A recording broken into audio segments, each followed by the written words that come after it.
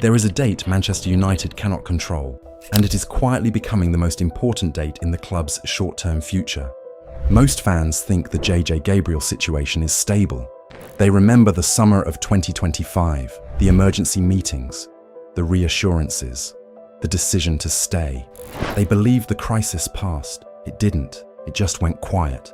Because this was never about whether JJ Gabriel wanted to stay at Manchester United. It was about whether Manchester United can legally protect him when it matters most. And right now, they cannot. That's the part nobody likes to talk about. From the outside, this looks like a familiar modern football story. A gifted teenager, a famous nickname, a fast-tracked pathway, a historic club building around youth again. But beneath that surface, something far more uncomfortable is unfolding. This is not a football battle, it is a structural one.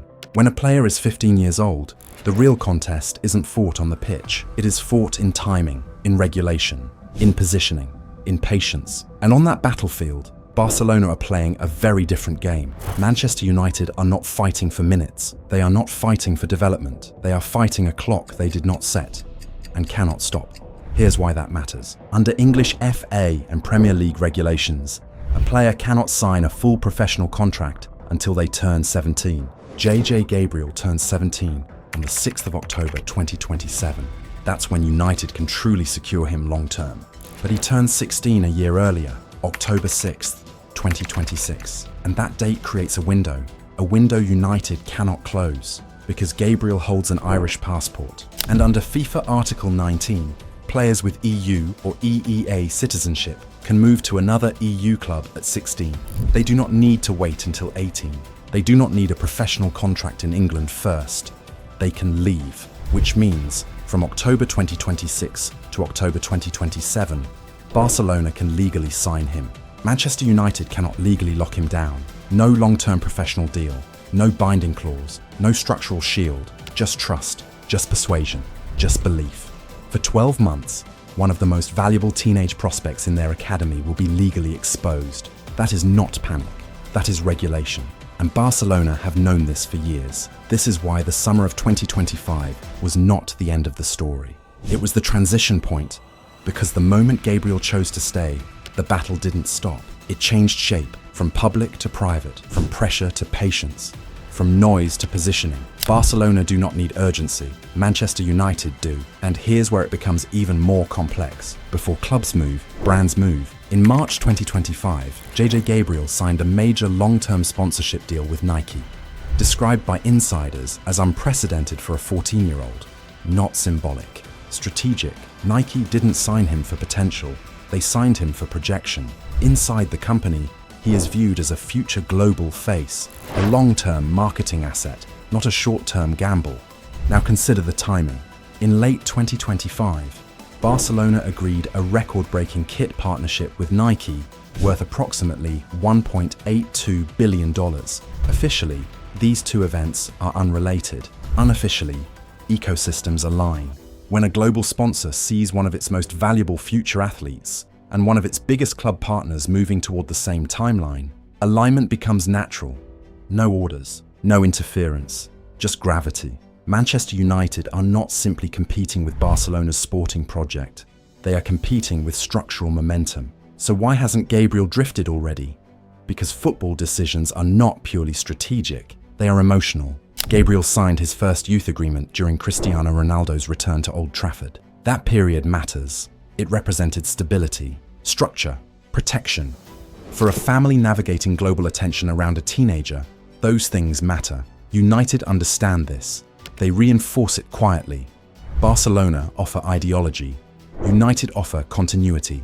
That emotional anchor is the reason Gabriel hesitated when pressure peaked in 2025. But anchors can erode. And this is where United must be careful. During Ruben Amorim's tenure, concerns about the youth pathway weren't just internal whispers. Wayne Rooney publicly questioned whether the club was losing part of its identity, pointing to what he saw as a diminishing connection between the academy and the first team. When figures of that stature speak, academy families listen. But subtle signals matter in elite football. When youth pathways appear unclear, families listen. When key recruitment figures depart, competitors notice. Barcelona did not attack directly. They reframed the narrative, not that United were failing, but that their academy project was thinning. At elite level, you do not question the player. You question the environment. Manchester United stabilised the structure quickly, but stabilising something and securing it are not the same thing. Because once October 2026 arrives, structure won't matter, emotion will, and emotion can be influenced. Barcelona do not need to convince JJ Gabriel that Manchester United are a bad club. They only need to convince him that his ceiling might be higher elsewhere, and that's far more dangerous. Now here's what makes this situation genuinely uncomfortable. Manchester United cannot solve it with contracts. They cannot solve it with money. They cannot even solve it with minutes. Because once October 2026 arrives, the situation stops being about control and starts being about conviction. Barcelona understand this. That is why they have not rushed. Their monitoring of Gabriel did not begin when clips went viral.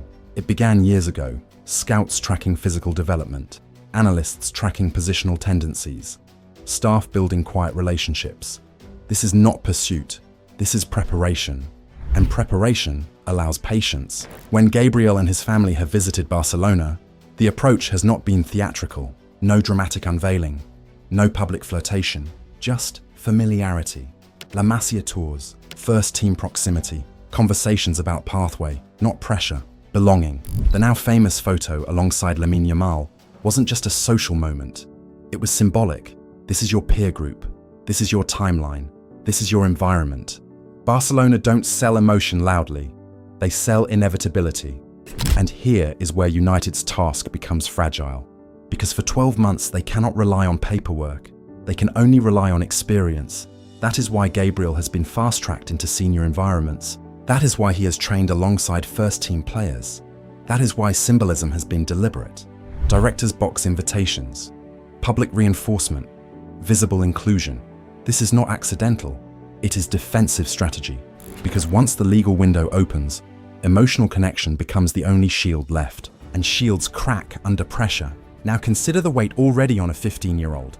A global nickname, constant comparison, injury setbacks, disciplinary headlines, online debate about his future before he can legally drive a car. Inside the club, this is the real concern. Not whether he is talented, not whether he loves Manchester United, but whether the environment around him can remain stable long enough. Because when pressure becomes overwhelming, stability becomes negotiable. And Barcelona don't need to destabilize him. They only need to be ready if instability appears. That's the danger. This is not a transfer saga waiting to explode. It is a structural vulnerability waiting to be tested. Manchester United have done many things right. They intervened during the 2025 scare. They clarified the pathway. They rebuilt trust after internal uncertainty. They adjusted tactical structures to reassure creative freedom. They stabilized leadership, but none of that changes the calendar. October 6th, 2026. That is the inflection point. From that day forward, the power dynamic shifts. For 12 months, Barcelona can act. Manchester United can only persuade. Michael Carrick made a 330-mile round trip on a cold February night just to watch the under-18s in the FA Youth Cup.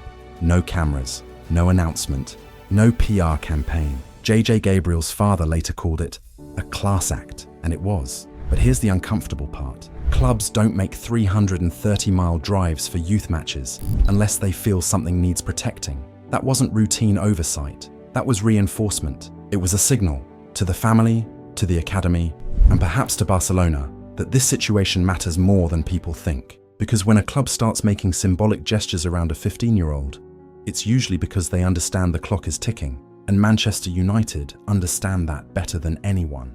And persuasion in elite football is fragile when structural leverage disappears. So should United fans be worried? Yes. Not because the club are incompetent, but because the system gives them no margin for error. One injury, one period of reduced minutes, one public controversy, one sense of stagnation. That is all it would take to introduce doubt. And doubt, at 16 years old, can grow quickly. This is why Barcelona's patience is powerful. They are not chasing. They are waiting. Waiting for eligibility, waiting for vulnerability, waiting for a moment where persuasion feels heavier than loyalty. For now, belief is holding. Belief held in 2025. Belief may hold again, but belief is not control. And right now, control belongs to the calendar.